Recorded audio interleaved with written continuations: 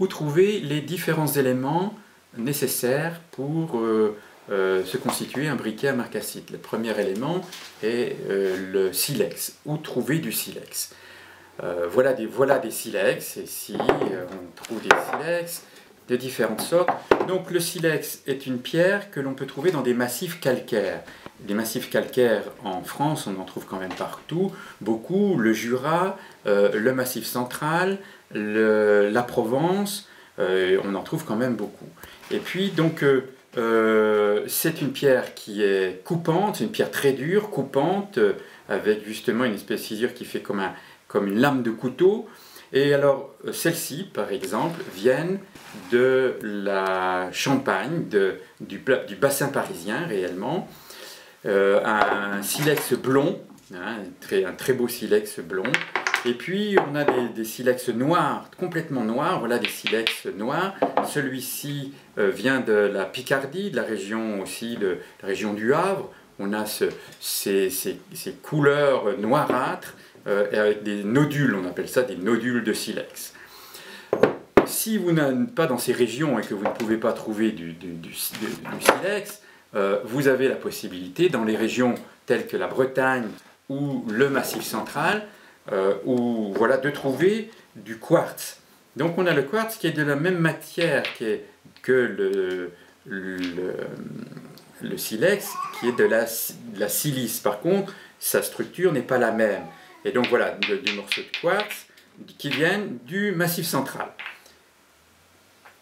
Le quartz, quand il est cassé, on dit qu'il a une cassure conchoïdale, c'est-à-dire qu'elle est moins coupante, et à la fois, parfois, ça fait moins de mal pour la marcassite quand on la tapera. Donc ça, c'est assez facile. Une pierre dure, bien sûr, dans les pierres dures, surtout pas le grès, surtout pas le granit, parce que c'est des tout petits morceaux de choses, ni surtout pas du calcaire. Maintenant, regardons la deuxième pierre fondamentale pour pouvoir de notre briquet à marcassite, qui est de la marcassite. Où trouver de la marcassite? La marcassite est un minerai de fer. Donc voilà, on voit des morceaux ici, et un très beau gros morceau que vous allez voir ici. Hein, on voit bien que c'est du minerai de fer, avec il s'est oxydé, il prend cette couleur de rouille qui est là.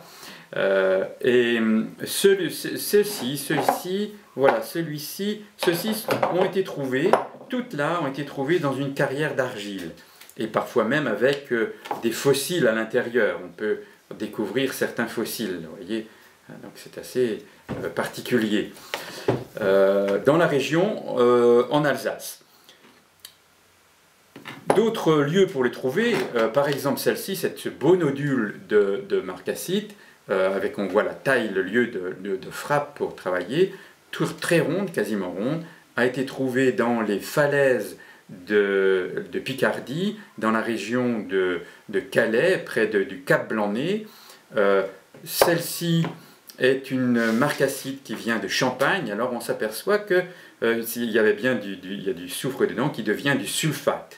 Hein, ça devient cette espèce de chose blanche, qui fait qu'au cours de l'histoire, on a bien du mal à retrouver les traces de ces pierres-là, parce qu'elles se transforment et elles s'annihilent pour donner un sulfate qui disparaît progressivement.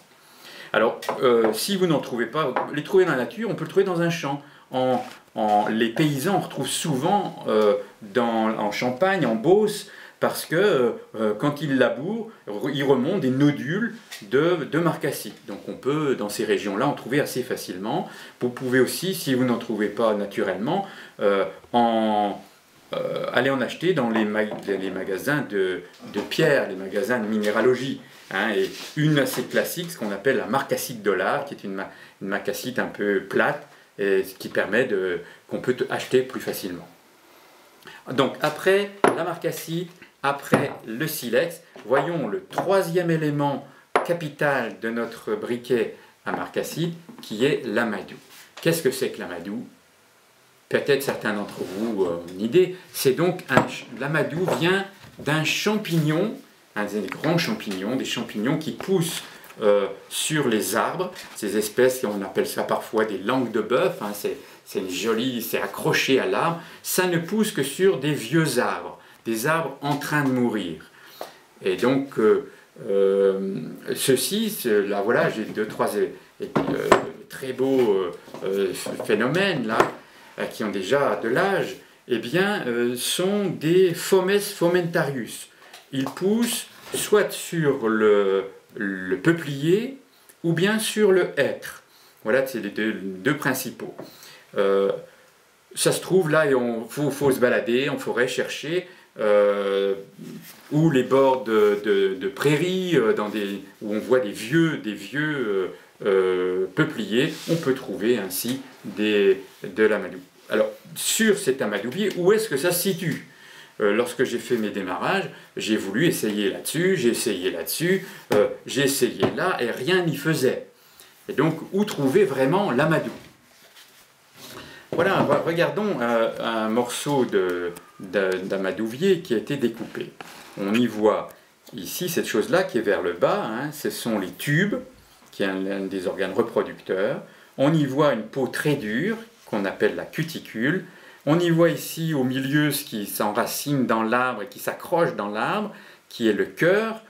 Et l'amadou est cette zone ici, fine et douce, très douce, hein, amadou, doux à la main peut-être, hein, comme étymologie, mais qui est une fibre très fine qui doit faire 4 à 5 fois plus fine que le coton. Alors là, on peut chercher pour en trouver. Par contre, si vous n'en trouvez pas c'est un peu difficile aujourd'hui d'en acheter. Ça me semble un peu plus sûr. Vous pouvez en trouver éventuellement sur Internet, mais c'est un peu plus compliqué. Le dernier élément qui nous manque, c'est qu'il nous faut un grattoir. Et donc le grattoir est fait avec des morceaux de silex, en voilà. Vraiment le conseil à tout prix, qui est un point clé fondamental quand on veut obtenir des éclats de silex, eh bien il faut à tout prix avoir des gants et des lunettes de sécurité, parce qu'on des éclats extrêmement dangereux.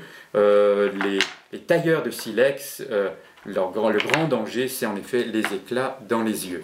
Voilà, des éclats de silex. Et puis, vous le savez, le dernier élément est d'avoir des morceaux de cuir, pour pouvoir, et là, vous trouvez dans des vieux morceaux de cuir, pour pouvoir isoler le moment où vous faites une braise.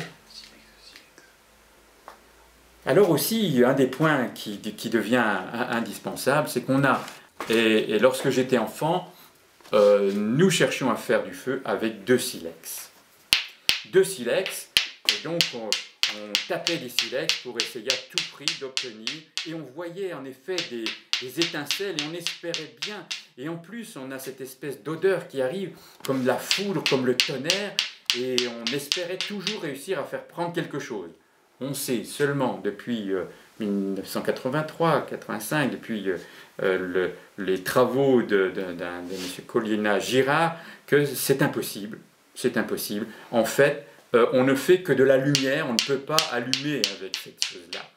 Et par contre, eh bien, en effet, ce qu'il faudra, c'est donc en effet un silex et une marcassite. Et là, on s'aperçoit qu'on a des étincelles d'une autre qualité. On voit partir ces espèces de flammes de fer qui s'en vont très loin.